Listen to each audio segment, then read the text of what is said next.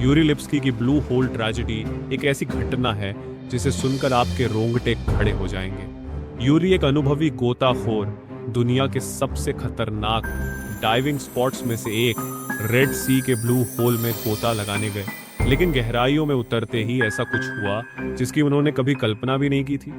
इस गोता लगाने का उनका वीडियो उनकी आखिरी कहानी बन गया, जिसे देखकर हर कोई दहल उठा। आखिर उस दिन पानी के नीचे क्या हुआ, जानते हैं इस वीडियो में।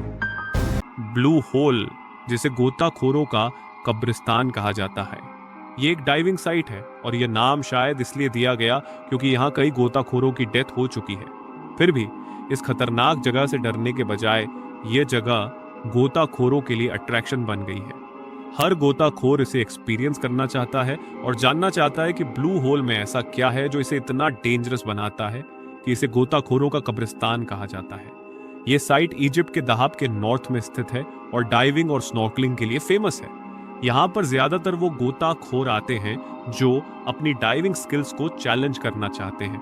ये सिंक होल 394 फीट पानी के नीचे तक जाता है और इसे दुनिया भर में सबसे डेंजरस डाइविंग स्पॉट्स में से एक माना जाता है। पिछले कुछ सालों में यहाँ लगभग 130 से 200 डेथ्स रिकॉर्ड की गई हैं। फिर भी गोताखोर एडवेंचर के लिए ब्लू होल में जाना बंद नहीं करते। ब्लू होल के पास एक होल है जिसे सैडल कहा जाता है, जो सी की ओर ले जाता है। ये शैलो होल लगभग 20 फीट गहरा है। इसके साथ ही एक आर्च है जो लगभग 85 फीट लंबी टनल जैसी है और इसकी रूफ 181 फीट गहरा है। इस आर्च का बेस सी की गहराई में 394 फीट तक जाता है। इस होल और उसके आसपास की रॉक्स में कई तरह की फिशेस और कोरल पाए जाते हैं। ब्लू होल का अट्रैक्शन सिर्फ उसकी डेप्थ और चैलेंज नहीं है, बल्कि इसकी इजी एक्सेस भी है। 1968 में एलेक्स शेल और उनकी टीम ने स्कूबा डाइविंग के जरिए यहाँ एक रिकॉर्ड तोड़ा था जो 383 फीट से ज्यादा की गहराई तक गया था। उनके दौरान ही आर्च की खोज हुई। 1962 के बाद से ब्लू होल गोताखोरों के लिए एक मेजर एडवेंचरस साइट बन गया है। गोताखोर आमतौर पर पास के एक पॉइंट से शुरू करते हैं और एल बेल्स नामक नैरो केव से उतरते हैं, जो केव की वॉल्स पर टैंक्स की टक्कर से आने वाली आवाज के कारण फेमस है। सैडल के होल में गोता लगाए, जहां से ज्यादातर गोताखोर आर्क की ओर जाते हैं। यहीं से आज की हमारी कहानी शुरू होती है, अप्रैल 2000 में। यूरी लिप्स्की, जो उस समय ब्लू होल में गोता लगाने गए थे। यूरी 22 साल के थे और पहले से ही एक एक्सपीरियंस्ड और क्वालिफाइड स्कूबा गोताखोर थे। वे ब्लू होल में गोता लगाने की यूनिक चैलेंज से पूरी तरह अवेयर थे। यूरी से सेफ डाइविंग की उम्मीद थी क्योंकि उन्हें पता था कि डाइविंग में क्या शामिल है।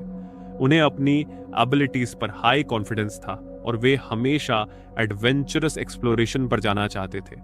इसका एक एग्जाम्पल था उनका बाउंस डाइव करने का इरादा। ये एक रिस्की डाइविंग प्रकार है जहां इंसान तेजी से गहराई तक जाता है और फिर सरफेस पर वापस आता है। यह प्रैक्टिस इतना डेंजरस है कि इसे 15 मिनट से कम समय में पूरा किया जाता है और इससे डिकम्प्रेशन इलनेस हो सकती है। यूरी ने कभी इस तरह के डाइव के लिए प्रॉपर ट्रेनिंग लेना जरूरी नहीं समझा। कुछ डाइव्स जैसे ब्लू होल में आर्क जैसे अंडर वाटर एरियाज न केवल एक एक्सपीरियंस्ड गोताखोर की डिमांड करते हैं, बल्कि यहाँ एक्सपीरियंस से ज्यादा जरूरी होता है प्रोफेशनल होना।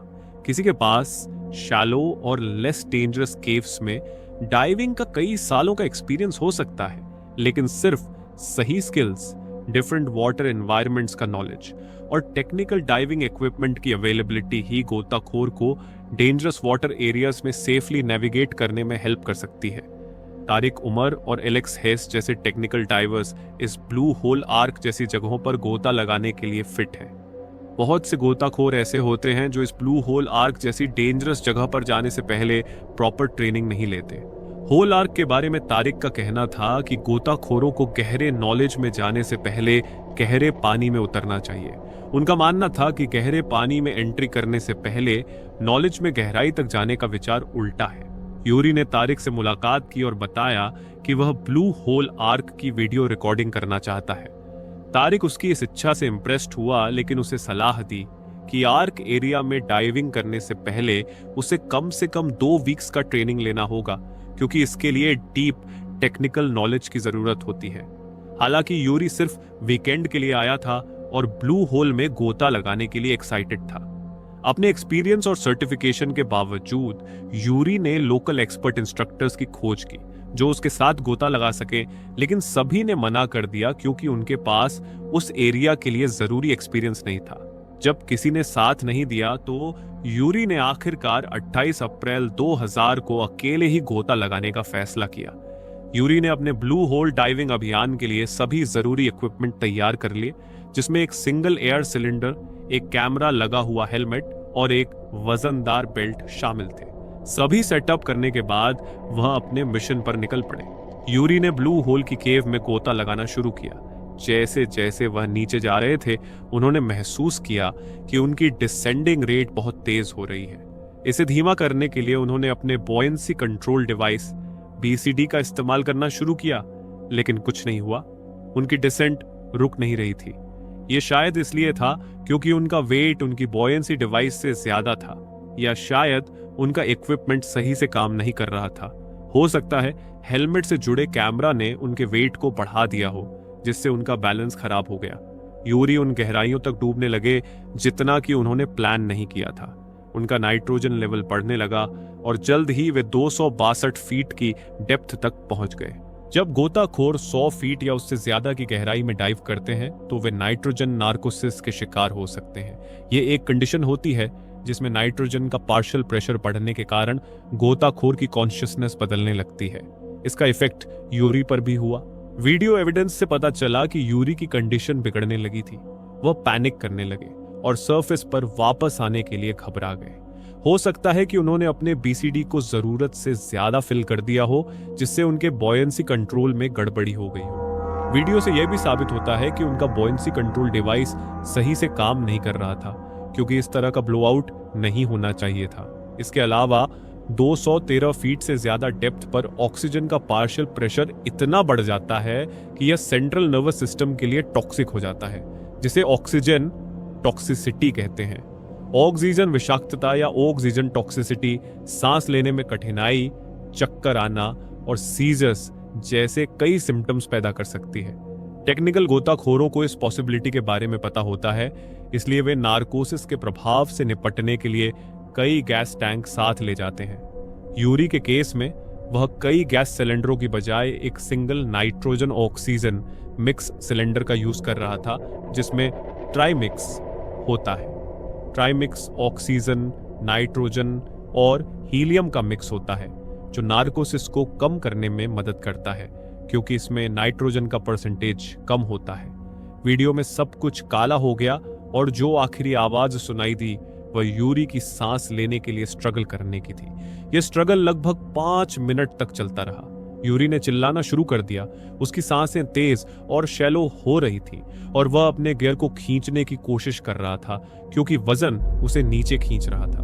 उसने अपने गियर को खींचकर वापस आने की आखिरी कोशिश की, लेकिन वह इतनी गहराई में जा चुका था कि पानी के वजन की वजह से सरफेस पर आना इम्पॉसिबल हो गया। वह पैनिक कर रहा था और उसने शायद इसी पैनिक में अपना रेगुलेटर भी हटा दिया था। उसका कैमरा फिर सीबेड पर गिर गया और उसका चेहरा नीचे की ओर था। यूरी ने जोर से किक मारकर बचने की कोशिश की, लेकिन पानी के नीचे की मिट्टी को डिस्टर्ब करने से केवल एक मडी क्लाउड बन गया और वह वहीं मर गया। यूरी के हेलमेट पर लगे कैमरे ने जो फुटेज रिकॉर्ड की, उससे साबित हुआ कि ब्लू होल में हुई मौतें किसी अलौकिक शक्ति के कारण नहीं होती। यह सिर्फ तकनीकी गलतियों और ह्यूमन एरर का नतीजा था, क्योंकि उसका कैमरा उसकी मौत के हर पल को रिकॉर्ड कर रहा था। उसने अपनी टेक्निकल नॉलेज की सीमा से बाहर जाकर डाइव किया था। जब उसका बॉडी रिकवर किया गया, तब भी उसका कैमरा काम कर रहा था और यह वीडियो लगभग 7 मिनट तक चला। यूरी की मां ने तारिक से मदद की गुहार लगाई कि वह ब्लू होल से उसके बेटे का शव निकालने में मदद करे। तारिक दुनिया के सबसे मशहूर डीप वाटर गोताखोरों में से एक है।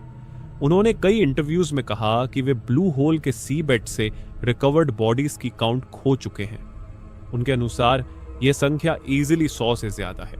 तारिक ने यूरी का शव करीब 302 फीट की गहराई से निकाला 2 दिन बाद। यूरी का हेलमेट कैमरा अब भी इंटैक्ट था और काम कर रहा था। तारिक ने यूरी की मां को उसका सामान सौंपा।